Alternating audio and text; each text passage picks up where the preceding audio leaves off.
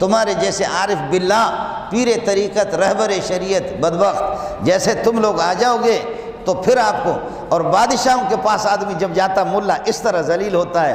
وہ انہوں نے کہا واہ، گورنر عبد الملک ابن مروان کے گورنر ہمیں دعوت کر رہا۔ صوفی صاحب دوڑا دوڑا دوڑا، 40 بندے اس سے زیادہ انہوں نے سجی مجی کھلایا۔ وہ بکریاں اس کی اپنی بھی نہیں تھی، وہ خرید کی بھی نہیں تھی، وہ دوسروں سے چھین چھین کر کے سارا حرام تھا، ان کو کھلایا۔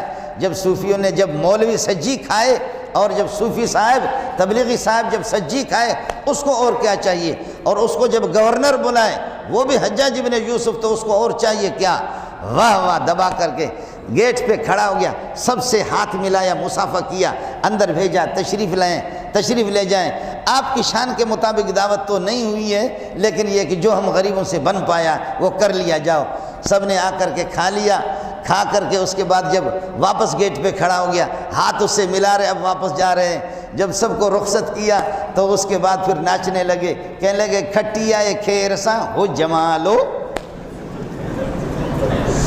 کھٹیا کھیر سا ہو جمالو، ہو جمالو۔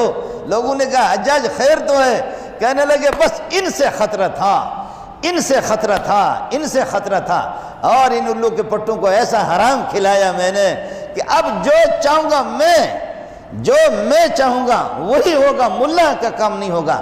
ان کے جو بڑے بڑے مولوی تھے، بڑے بڑے صوفی تھے، ان کے جہنم میں نے پہنچایا، حرام پہنچایا۔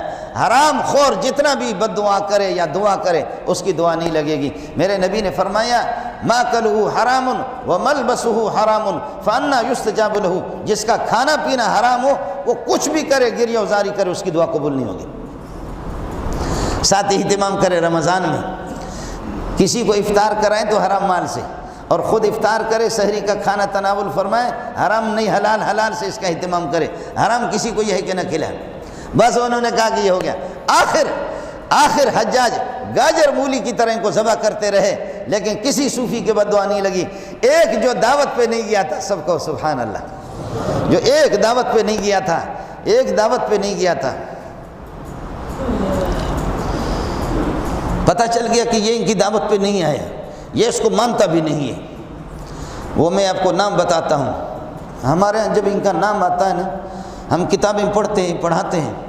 سعید بن جبیر کا جب نام آتا ہے، تابعی تھے، اور تابعی وہ ہوتا ہے کہ جنہوں نے نبی کے شاگردوں سے پڑھا ہو، نبی کے ساتھیوں کو دیکھا ہو، جنہوں نے ابو بکر، عمر، عثمان، 1.25 لاکھ صحابہ کو جس نے دیکھا، اس کو تابعی کہتے۔ تابعی تھے حضرت سعید بن جبیر، اور اتنے بڑے عالم تھے۔ امام احمد بن حنبل کہتے ہیں اللہ حجاج بن یوسف کے ہاتھ شل کر دے، اللہ حجاج بن یوسف کو تباہ کر دے، ہے خدا اس کو غارت کرے۔ اس ظالم نے، بدبخت نے اس ٹائم پہ سعید بن جبیر ہم سے چھینا، جس موقع پر آسمان کو بھی سعید بن جبیر کی ضرورت تھی، زمین کو بھی ضرورت تھی، ایسے اتنے بڑے عالم کو ہم سے چھینا۔ سعید بن جبیر کو پیغام پہنچا کہ تو بچے گا نہیں، تو ایسے ظالموں کے خلاف بولتا ہے، تو بچے گا نہیں۔ سعید بن جبیر ہنسنے لگے، ہنس کر کے کہنے لگے یا اللہ اس نے پکا ارادہ کر دیا، یہ مجھے چھوڑے گا نہیں، تو ہی جانتا ہے مجھے کیا معلوم ہے، میں راضی ہوں، بچوں تب بھی راضی ہوں، اور مجھے شہید کرے تب بھی راضی، لیکن میری ایک دعا قبول کر لے اللہ، میری ایک دعا قبول کر لے۔ میں نے بکرے تو نہیں کھایا ہے، میں نے سجی تو نہیں کھائی اس کی، میری ایک دعا قبول کر لے۔ فرمایا کیا؟ فرمایا کہ ایک دعا ہے میرا رب، میری قتل کے بعد میرا قتل آخری قتل ہو، اس کے بعد اس کو توفیق نہیں دینا، اللہ ایسی بیماری میں اس کو مبتلا کر لے، آسمان بھی دیکھ لے، زمین بھی دیکھ لے۔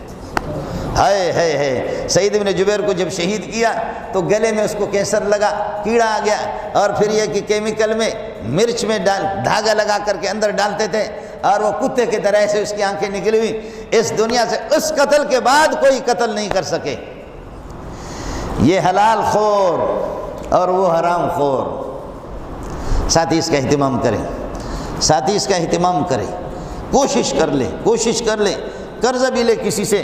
بعد میں یہ ہے کہ آپ اپنی حلال آمدنی سے اس کے قرض رمضان کے بعد اللہ آپ کو توفیق دے دیں، لیکن آپ کے افطار کے اندر، آپ کے سحری کے اندر، آپ کی دعاؤں کے اندر، آپ کے کپڑوں میں بھی یہ چیز نہ ہو، آپ کے کپڑوں میں بھی حرام کی ملاوٹ بھی نہ ہو۔ میں آپ سے کہہ رہا ہوں، میں خود محتاج ہوں، آپ سے کہہ رہا ہوں میرے لیے بھی دعا کریں۔ ہم لوگ مولوی لوگ، ہماری تقریریں ہوتی ہیں، محتاج ہم ہیں. اللہ تعالیٰ قیامت کے دن ظاہر ہے کہ اس مجلس کے اندر بھری مجلس میں سارے بیکار تو نہیں، اچھے لوگ بھی ہیں. اللہ قیامت کے دن ہم سب کو محمد کے ساتھ اٹھائے صلی اللہ علیہ وسلم. انبیاء کی رفاقت نصیب فرمائے، آخرت کی رسوائی سے ہمیں بچائیں. رمضان المبارک کے انوار اور برکات سے مجھے اور آپ کو استفادے کی توفیق عطا فرمائے. رمضان کا جو تقدس ہے اور جو اس کی